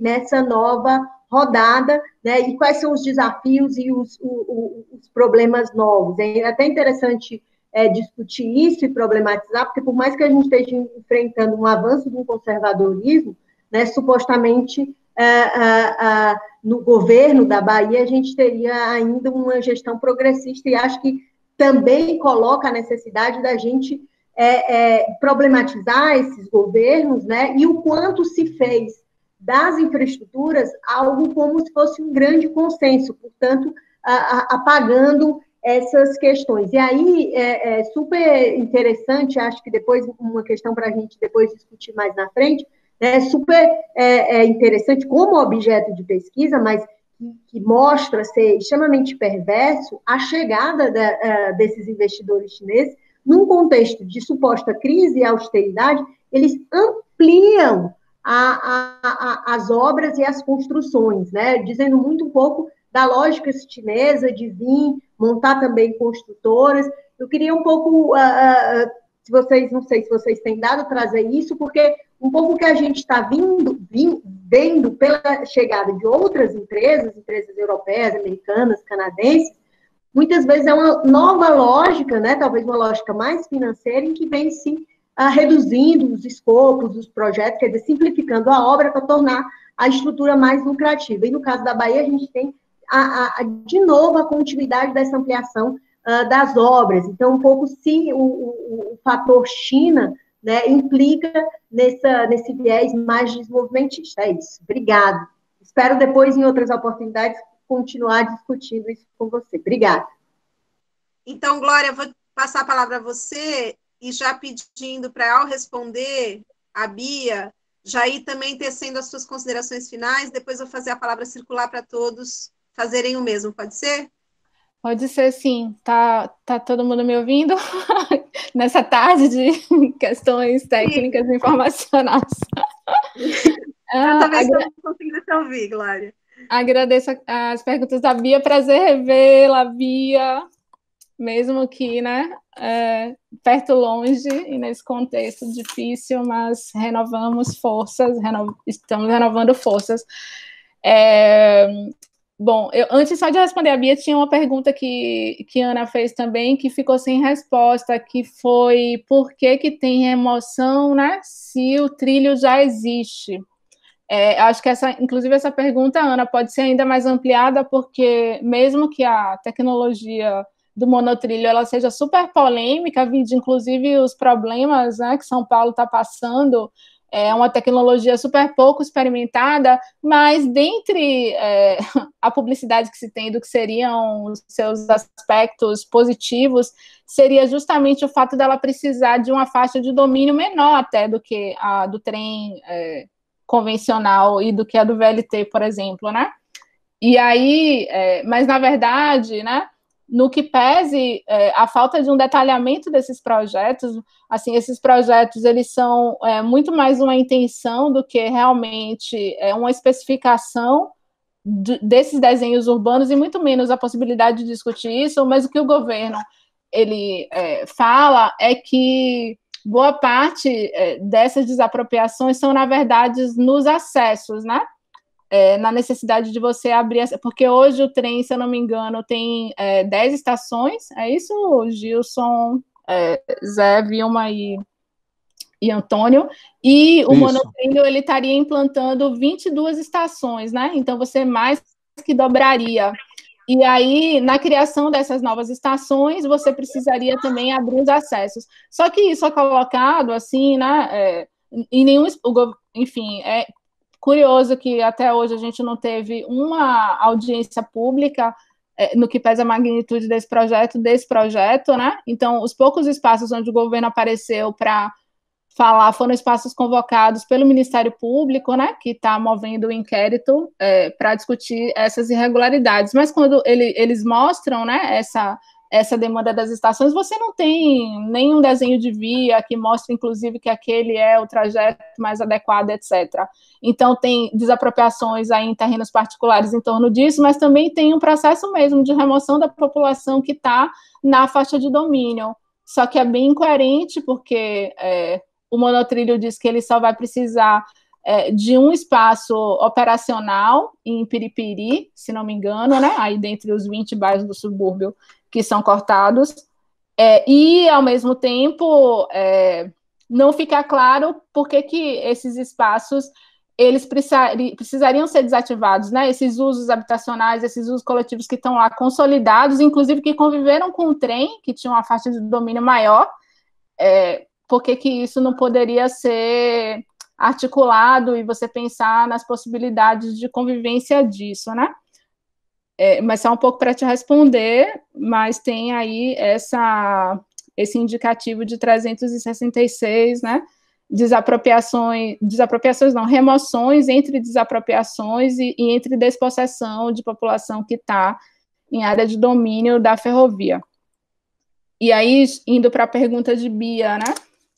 É interessante a gente pensar esse novo momento das remoções, ele está acontecendo, e eu acho que o subúrbio tem uma particularidade, né? Que os parceiros colocam, que tem professores da Escola de Verão que estão conduzindo frentes de pesquisas mais em torno disso, como a professora Thais Rosa, por exemplo, é que o subúrbio ele tem uma característica muito interessante, porque ele sempre foi um espaço de alteridade da cidade, né, sendo preterido em relação às centralidades elitizadas de Salvador, né, inicialmente o Centro Antigo, depois a centralidade do Guatemi e a Orla Atlântica. E aí ele é um território majoritariamente autoconstruído nesse processo histórico de Salvador. E aí, o que acontece? Ao mesmo tempo, justamente o subúrbio, ele foi depositário de muitas remoções acontecidas nessas centralidades formais, né? Do Centro Antigo, da centralidade do Guatemi e da Orla. E aí, só para fazer uma conexão, por exemplo, no caso do Centro Histórico de Salvador, no programa de recuperação do Centro Histórico, né? Que é conhecido por ter removido 4.000 pessoas para a implantação da máquina patrimonial do turismo, né, o subúrbio foi um dos grandes destinos dessa população. Então, tem uma relação, na verdade, entre esse subúrbio autoconstruído, né, por esses mundos heterogêneos que existem e se constituem, apesar dos esvaziamentos e das tentativas mesmo dessas lógicas modernizadoras de destruição, e eles também são, inclusive, esse lugar de destino dos processos de remoção que acontecem nas centralidades convencionais. E aí, se tem diferença, não tem diferença em relação às gestões, né?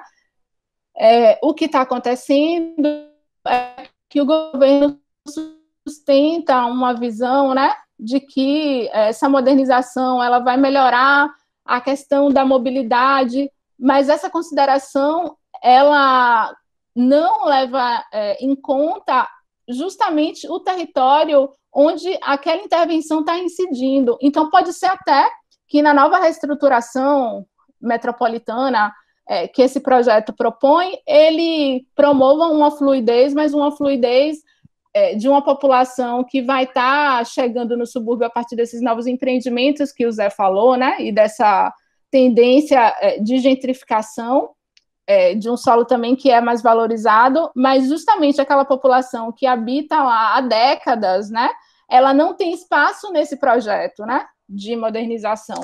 E aí o governo, né, o Rui Costa, o governo do PT, ele assume esse discurso fechado mesmo, né, de que o discurso dele é esse, de que está melhorando, inclusive esse debate trazido de crítica, de que podia ser o trem, é um debate apegado ao passado, e etc., de quem é contra a modernização, como se modernização fosse sinônimo de trazer melhoria, e é por isso que um pouco, na minha fala, eu quis problematizar um pouco essa questão dos sentidos dos processos de modernização em relação à conformação das cidades.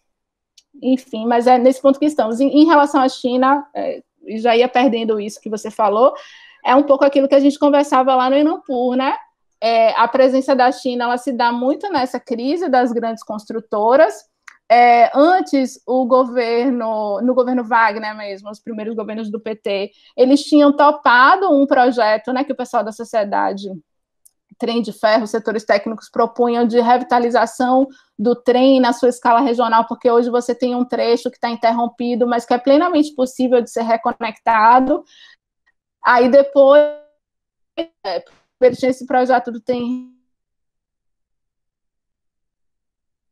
ser um VLT, mas já tinha problema, porque se defendia um VLT, né, com bitola métrica para conviver com o trem, e eles adotaram um padrão de bitola internacional que não seria possível essa convivência, e aí, finalmente, em 2019, quando eles abrem a licitação, depois da crise da Lava Jato, da crise das construtoras, a licitação da esvaziada, aparecem os chineses que nem aparecem, né? Tem indícios claros que o Bruno Dauster, o secretário da Casa Civil, que hoje está sendo investigado, que o Gilson comentou, ele foi vender a Bahia e a produção dessa infraestrutura na própria China, nesse processo de atração de investimentos, né? E aí, mas oficialmente a licitação deu esvaziada e só apareceu a BID disse que só tinha tecnologia, que era esperta no modal monotrilho. Isso criou uma mentira, a mentira de que VLT e monotrilho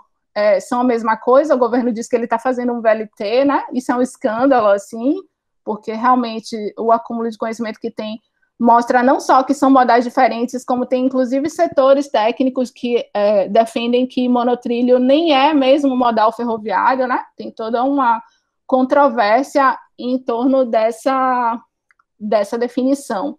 E com um processo de endividamento do Estado muito maior, que eu acho que é algo também que precisa ser pensado enquanto agenda de pesquisa, né?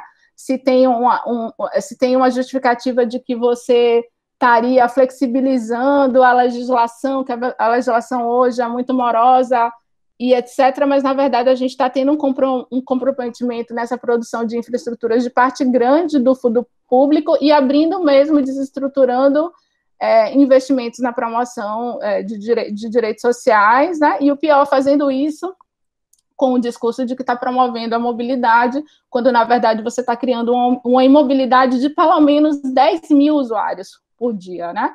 O trem é usado por 10 mil usuários por dia, poderia ser mais, já foi mais utilizado, mas esse processo de sucateamento levou ele a esse esvaziamento, mas ainda assim é uma população muito significativa que usa o trem, mas que estaria tendo aí seus deslocamentos e, mais do que isso, seus agenciamentos coletivos de vida interditados. E sim, agradeço, terminando mesmo, como a Ana pediu, agradeço imensamente essa tarde, apesar dos problemas todos que a gente teve, foi uma pena, acho que pelo menos fica o registro dessa reflexão, né? E, independente disso, fiquei super feliz de estar aqui fazendo essa troca e essa reflexão, compartilhando essa tarde com vocês. Obrigada, especialmente a Ana, pelo convite. Glória, muito importante esse teu esclarecimento final. Eu já vou comentar, mas eu queria convidar o José e a Vilma, se eles tiverem ainda uns minutinhos, só para tecer os seus comentários finais, para a gente ir chegando no encerramento da sessão José, tem condição de você? Oi, tem sim, tem sim. Muito obrigado. É sempre desafiador falar. A Vilma teve que ir para casa, a gente está na casa da nossa sogra aqui, aí a Vilma teve que ir para lá. É sempre desafiador falar dessas questões relacionadas ao trem, porque o trem, ele, de certo modo, ele é uma das esferas de pertença que nós temos aqui no subúrbio. Então, todo esse processo de sucateamento, de quebra, de trem que para, de sucateamento, ele vai, de certo modo, fragilizando, digamos assim, a mobilidade aqui, né? Então, estão sufocando os ônibus, o barco. Então, quer dizer, e poder discutir isso de mobilidade, Milton Santos já tinha estudado subúrbio em 1963 e publicado o Boletim Baiano de Geografia em 1965.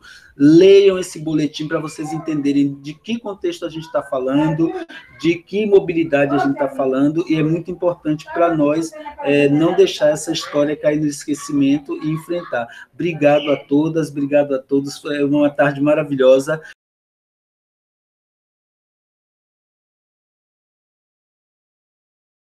A nossa esperança é que essa ampliação desse debate possa chegar ao governo do Estado da Bahia, ao governo Rui Costa, à ACEDU, para que haja uma intervenção de revisão do projeto. E lembrando que a novidade no início do ano foi a alteração do prazo de concessão de 20 para 35 anos, fica igual a ponte, que também os chineses ganharam a licitação.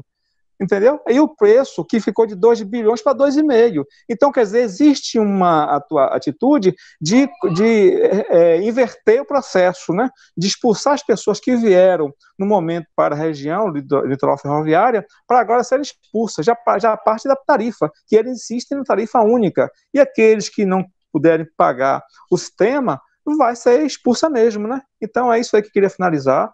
Agradecer mais a oportunidade, acho que o debate é muito importante, essa coisa de ter ampliado essa situação para nível até internacional, ela cresceu muito, era inesperado que parte do governo, com certeza, a forma como eles vêm colocando, sem democracia, enganando até a imprensa, em VLT, motivo não é VLT, a questões financeiras, econômicas, irregularidades jurídicas que estão sendo debatidas. Muito obrigado a todos aí, e vamos em frente.